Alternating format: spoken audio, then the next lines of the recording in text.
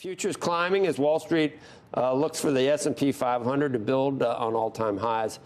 So look at some technical indicators. Katie Stockton, Fairlead Strategies founder, managing partner, and a CNBC contributor.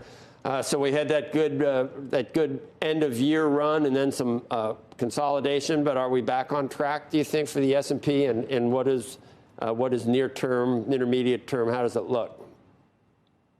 Well, I mean, as of Friday, we have new all-time highs. And as a technician, that's the kind of stuff we get excited about, right? We have an unconfirmed breakout. So that would be confirmed this Friday. We always wait for those 2 weekly closes above for confirmation. But assuming that happens, we can then kind of set our sights on the next measured move price objectives. We've talked about it here in the past.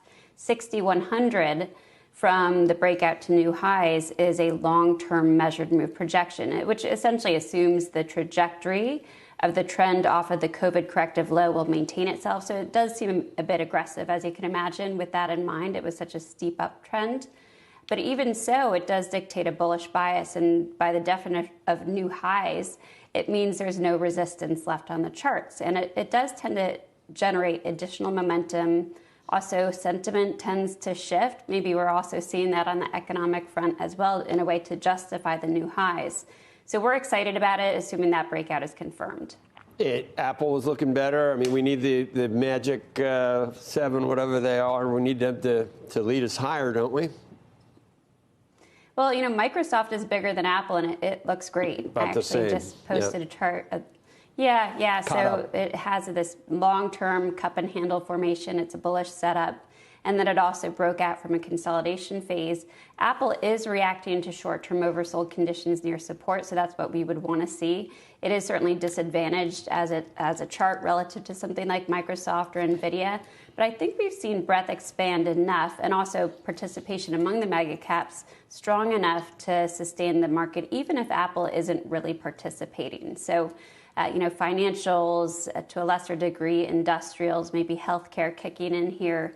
I think that can pick up some of the slack if we do see any weakness from technology. But technology so far has exhibited upside leadership on up days. You saw that big time last week in the semiconductor sector. And NVIDIA, of course, is the kind of poster child there with a big breakout of its own.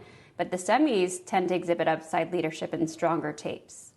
Can we figure out whether we get the rate cuts that we're expecting from the 10-year? Not necessarily, because we could just steepen the yield curve. Short-term rates could come down from the cuts, but the 10-year could stay where it is. So maybe that's not what we use. But what does the 10-year look like to you at this point? Are we headed back to 5% or headed to 3%? I would say low 3s seems pretty realistic on the chart. And I say that because the momentum shift is pretty evident on a long-term basis. If you pull up a monthly bar chart, the uptrend going back to 2020 has now lost that upside momentum. So it took sort of a 3-year shift in momentum. And it is meaningful. And it does suggest that this oversold bounce or relief rally in yields that we've seen right up to the 50-day moving average should be viewed right now as counter trend. So we're looking for the downdraft to resume, perhaps at not such an explosive pace as we saw in Q4, but something that should maybe drift sideways to lower and ultimately take out initial support, which is about 3 3/4. You think Bitcoin goes below 40,000?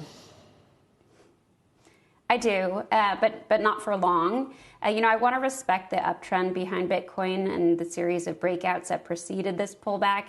Of course, it is a sell the news event that we've seen in the spot Bitcoin ETF announcement. But what's been really interesting is to see the relative strength shift in favor of Ether since that happened. So I'm a little bit more excited about Ether right now in terms of its trend and momentum. But Bitcoin's pullback, I think, will ultimately give us an opportunity for those that want to trade it to add exposure into the weakness. There is support around 39,000. Well, 36 is kind of a key level for me because that's a Fibonacci retracement. It's also a support level based on our cloud model. So we'll see if that holds. But that would be the key level. We just finished it. So the Fibonacci number, is that what you were thinking? Both you got. Yeah, you both mentioned that to me earlier. The Fibonacci 36. I was looking at some of the trend lines. All right, Katie. Thank you. That's why you're on. Who was that guy? Smarter than we are. Yeah, is he a chartist, I guess, huh? I'm going to look him up. I'm going to start, when you come on, I'm going to know exactly what you're talking about from now on. What a switch.